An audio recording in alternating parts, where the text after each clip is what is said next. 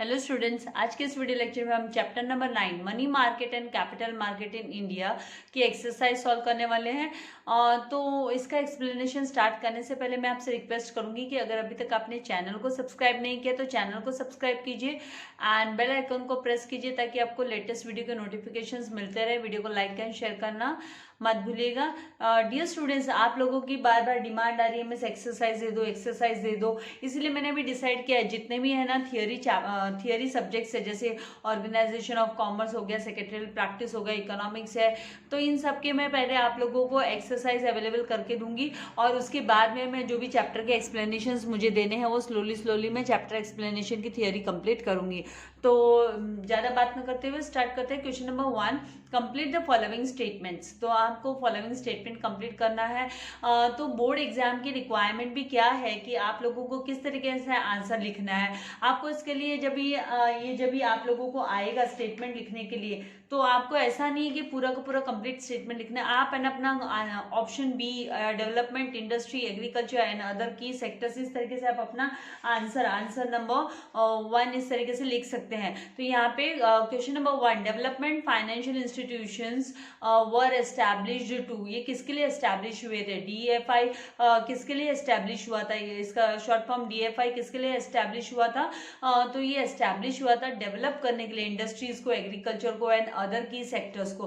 तो यहाँ पे ये जो बी ऑप्शन है ये करेक्ट ऑप्शन है, तो आपको ये जो बी ऑप्शन है development, industry, agriculture and other key sectors यहाँ पे फिल करना है। देन सेकेंड क्वेश्चन है यहाँ पर, money market faces shortage of funds due to dash. Money market किसके वजह से है ना फेस कर रहा है, उसके पास फंड किसकी वजह से कम है मनी मार्केट में। तो क्या हो रहा है कि है ना लोगों की सेविंग कम हो रही है, सेविंग्स ज्यादा ना हो पा रही है, उसकी वजह से है ना इनएडिक्वेट सेविंग्स की वजह से, इनसफिशिएंट सेविंग्स की वजह से जो मनी मार्केट है उसमें ना शॉर्टेज हो रहा है, फंड में शॉर्टेज आ रही है। नाउ नेक्स्ट है थर्ड, यहाँ पर individual investors have to lost confidence in the capital market due to तो यहाँ पे इंडिविजुअल इन्वेस्टर्स है ना कॉन्फिडेंस लूज कर रहे हैं कैपिटल मार्केट में, किसके वजह से? क्योंकि फाइनेंशियल जो स्कैम्स है और जो घोटाले हैं वो बहुत ज़्यादा हो रहे हैं, तो उसकी वजह से जो इंडिविजुअल इन्वेस्टर है उसका है ना जो कॉन्फिडेंस है, विश्वास है, भरोसा है कैपिटल मार्केट में, वो कम होते जा रहा है। तो ये जो राइट ऑप्शन है वो है option number D, financial scams. Then fourth question है कि commercial banks act as intermediaries in financial system to, किस लिए ये इंटरमीडियरीज का काम करे कमर्शियल बैंक? तो ये मोबिलाइज करने के लिए, जो सेविंग्स है उसको मोबिलाइज करने के लिए, mobilise the savings and allocating them to various sectors of the economy के अलग अलग सेक्टर्स में ये एलोकेट करने के लिए एंड मोबिलाइज करने के लिए सेविंग्स को कमर्शियल बैंक्स है वो इंटरमीडियरीज का काम कर रहे हैं। देन मूव करते हैं क्वेश्चन नंबर 2 पे, जहाँ पे कंप्लीट द कोरिलेशन, आपको कोरिलेशन कंप्लीट करना है। तो यहाँ पर जो है सबसे पहले money market short term funds को रिलेट करता है, लॉन्ग टर्म फंड्स को कौन सा मार्केट सुटेबल है? तो वो है कैपिटल मार्केट, क्योंकि हमने money market and capital market ये इसी दो कॉन्सेप्ट के आधार पर ये चैप्टर है हमारा। तो है ना मनी मार्केट है ये छोटे समय के लिए, शॉर्ट टर्म फंड्स के लिए money market and long term funds के लिए है जो कैपिटल मार्केट है वो सुटेबल है। तो यहाँ पे इस तरीके से आपको कोरिलेट करना है। नाउ हिंट दी होगी एक जगह पे, तो फुल कंप्लीट हिंट दी होगी, जैसे यहाँ पे एसबीआई कमर्शियल बैंक है, एसबीआई कमर्शियल बैंक है, तो यहाँ पे सेंट्रल बैंक कौन है? तो हमको पता है इंडिया की हमारी सेंट्रल बैंक कौन सी बैंक होती है? ये बैंकर्स बैंक होती है और वो है Reserve Bank of India, RBI. तो यहाँ पर हम लिखेंगे आरबीआई सही इसमें सुटेबल करेक्ट कोरिलेशन होता है। Then third, cooperative banks organise sector के अंडर में आता है, cooperative banks comes under organised sector.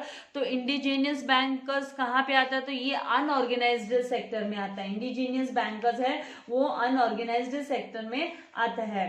तो यहाँ पे ये जो आपको इस तरीके से लिखना है। And then next, primary market dash होगा और आपको सेकेंडरी मार्केट के ओल्ड इश्यूज या सेकेंडरी मार्केट ओल्ड इश्यूज, तो जो प्राइमरी मार्केट है वो नए इश्यूज है, न्यू इश्यूज है, प्राइमरी मार्केट पे ये नए इश्यूज आपका रिलेट करेगा।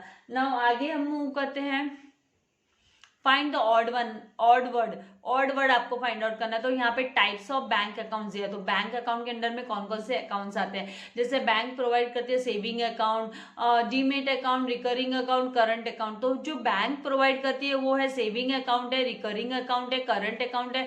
इसमें डीमेट अकाउंट है ना, ये मैच नहीं करता। हाँ, डीमेट अकाउंट है, ये डीमेटेरियलाइज्ड फॉर्म वाला अकाउंट है जो शेयर एंड उसके ट्रेडिंग के लिए ओपन होता है।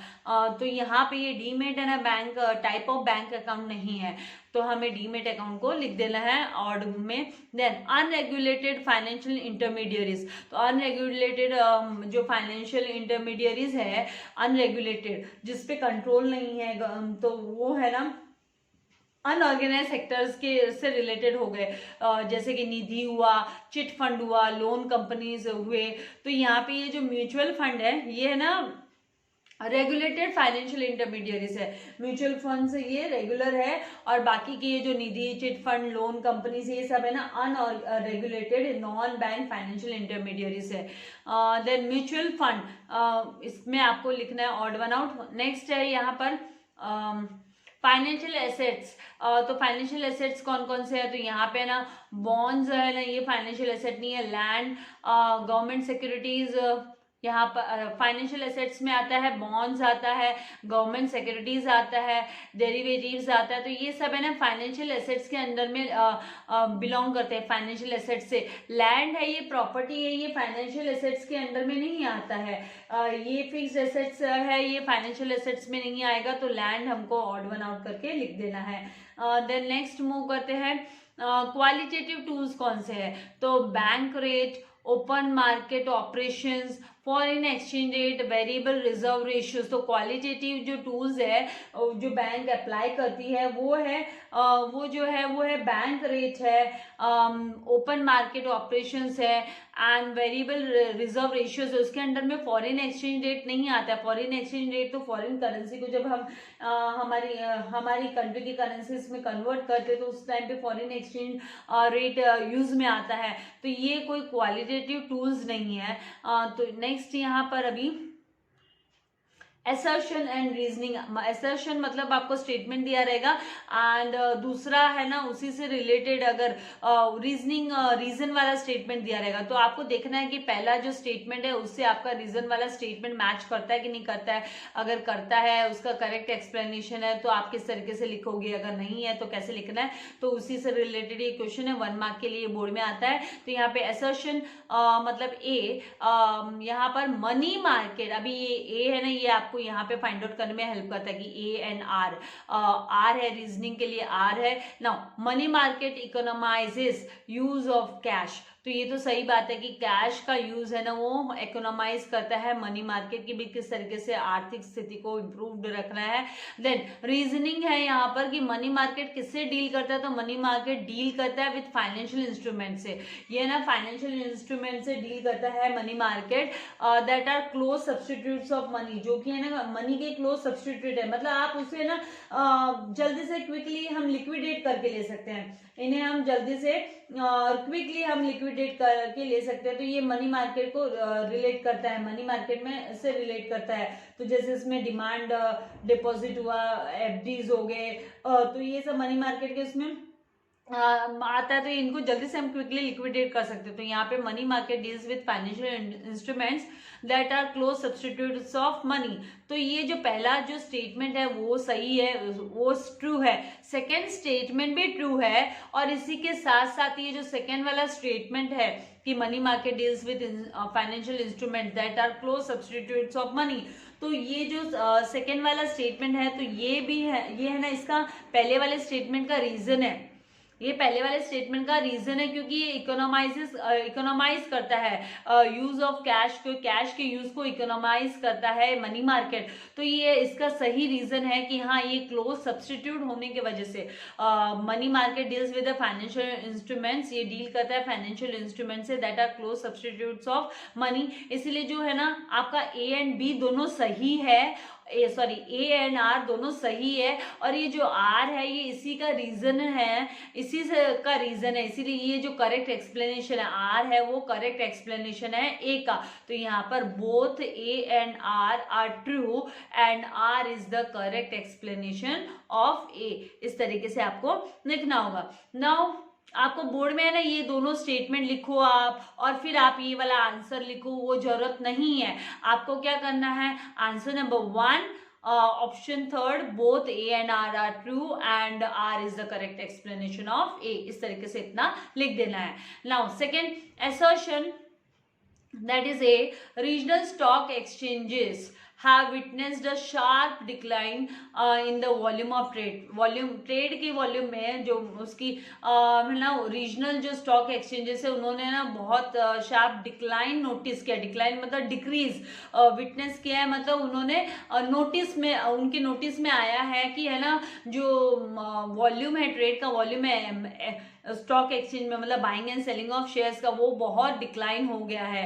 तो ये सही स्टेटमेंट है। नाउ रीजनिंग में आर मतलब इन्वेस्टर्स क्या कर रहे हैं, अभी इन्वेस्टर्स क्या प्रेफर कर रहे हैं ज्यादा, तो investors prefer to trade in securities. वो है ना क्या कर रहे हैं, वो है ना ट्रेड की बजाय क्या कर रहे हैं, वो securities listed in premier stock. जो प्रीमियर स्टॉक एक्सचेंजेस है, प्रीमियर मतलब टॉप मोस्ट लेवल के जो एक्सचेंजेस है, स्टॉक एक्सचेंजेस है, लाइक जैसे बीएसई एनएसई हुआ, तो उसमें वो है ना अपना ज्यादा इन्वेस्टर्स है ना, अपना इन्वेस्टमेंट है ना उसमें ज्यादा ट्रेड कर रहे हैं, वो सिक्योरिटीज का ट्रेड उसमें ज्यादा कर रहे हैं, शेयर्स का ट्रेडिंग उसमें ज्यादा कर रहे हैं। इसीलिए जो रीजनल स्टॉक एक्सचेंजेस है, जो लोकल स्टॉक एक्सचेंजेस है, उसमें ना वॉल्यूम ऑफ ट्रेड है ना बहुत डिक्लाइन हो गया, क्योंकि ज्यादा से ज्यादा बीएसई एंड एनएसई पे ही चलता है मार्केट। आपने भी सुना होगा ना Bombay stock exchange and national stock exchange.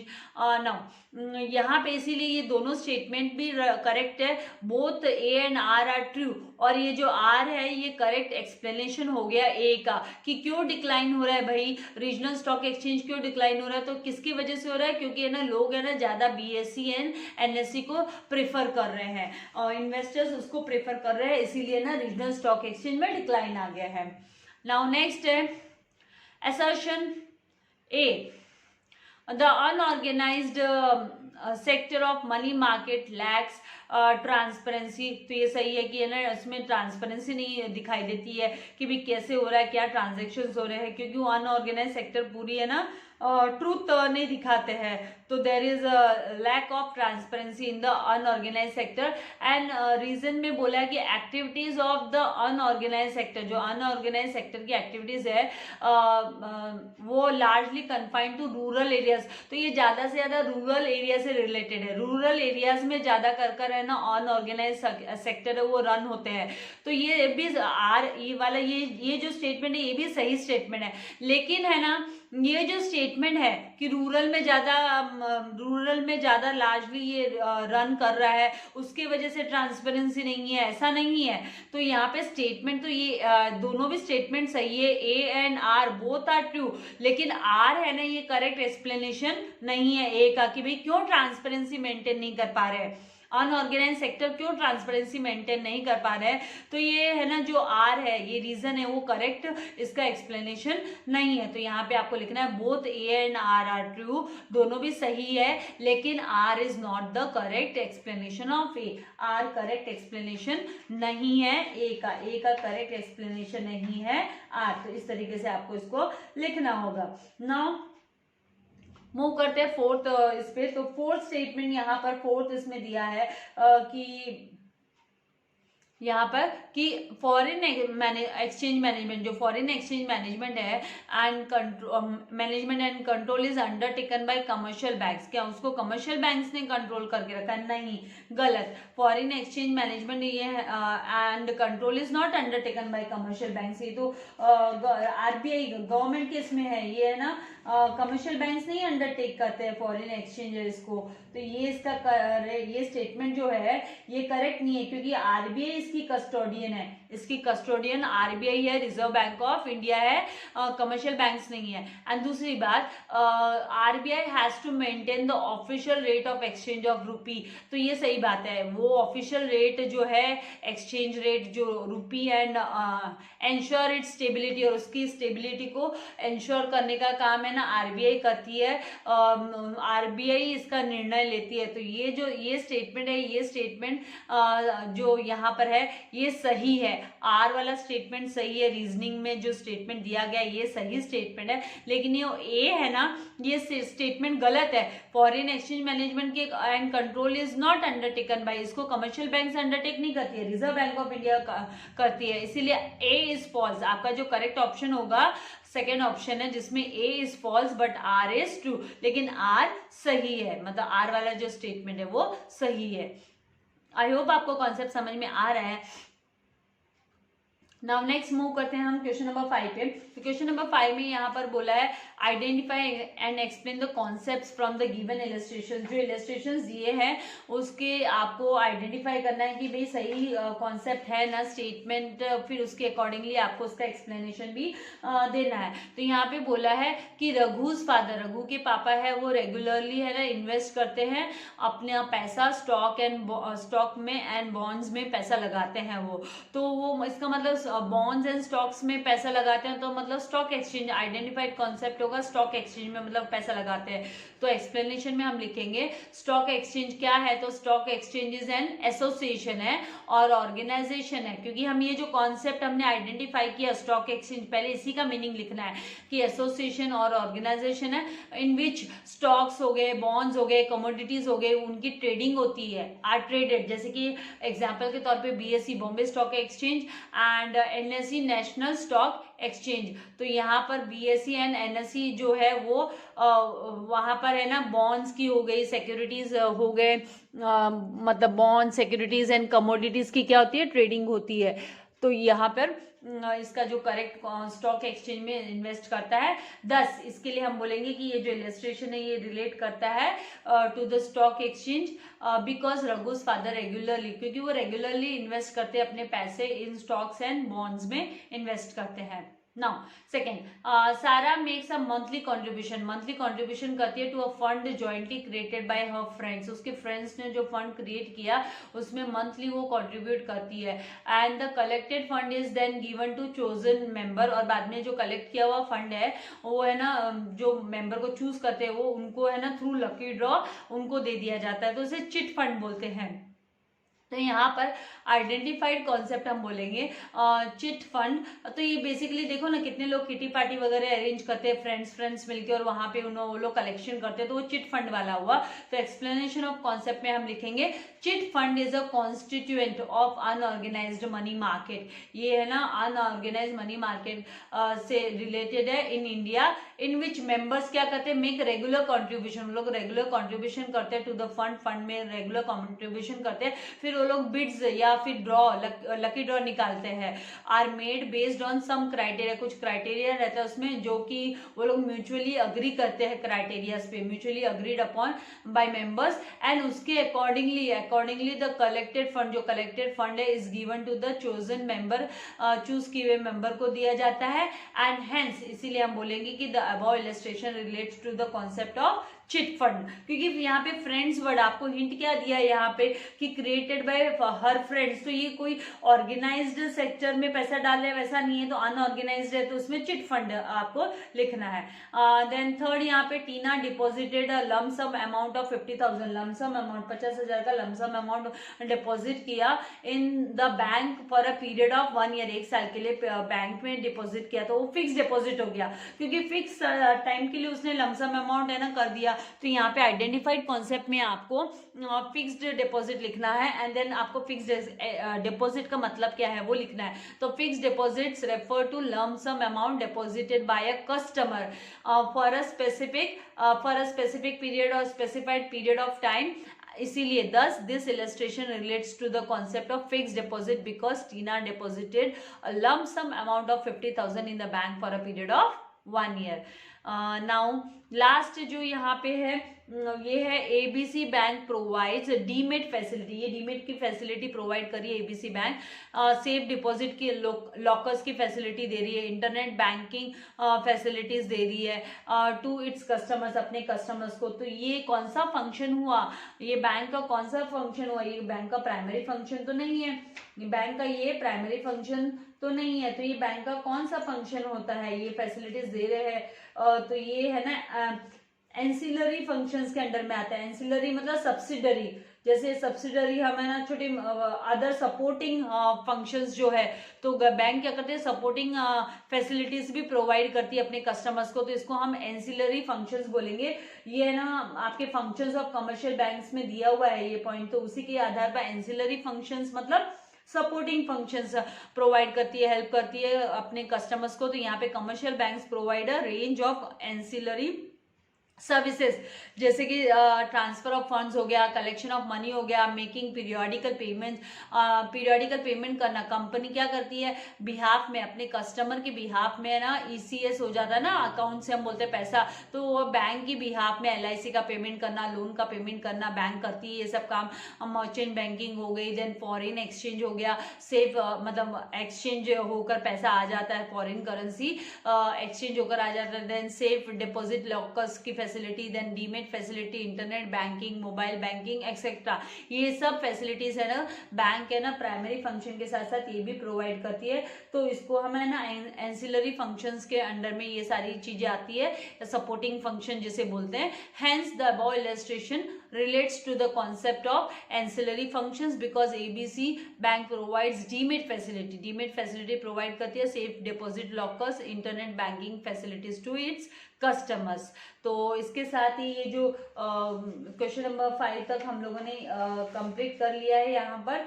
अभी नेक्स्ट जो 6, 7, 8 है वो मैं आप लोगों के लिए उसके वो एक्सरसाइज नेक्स्ट वीडियो में अपलोड करूंगी। तो तब तक के लिए आपको क्या करना है, ये सारे नोट्स है ना आपको है ना इनकी हार्ड कॉपी रेडी करके रखनी है अपने बोर्ड एग्जाम के लिए, एंड प्रिपरेशन अभी स्टार्ट कर देना। ज़्यादा ऐसे सोचते नहीं बैठना है कि हमारी एग्जाम्स नहीं होगी, एग्जाम्स डेफिनेटली होगी बच्चा से आप लोगों की, इसीलिए आपको स्टडीज करते रहना है। और भले एग्जाम हो ना हो की बात नहीं है, आपको अपने नॉलेज के लिए स्टडी करना है, अपने में कुछ एबिलिटी क्रिएट करनी है तो उसके लिए स्टडी करना है, तो स्टडीज तो करना ही है राइट। तो ये नोट्स आप नोट डाउन करके रखिए जब तक मैं आप लोगों के लिए नेक्स्ट वीडियो लेकर आती हूँ इकोनॉमिक्स का। वीडियो को लाइक करना एंड शेयर करना मत भूलिएगा। Thank you very much. God bless you all dear students.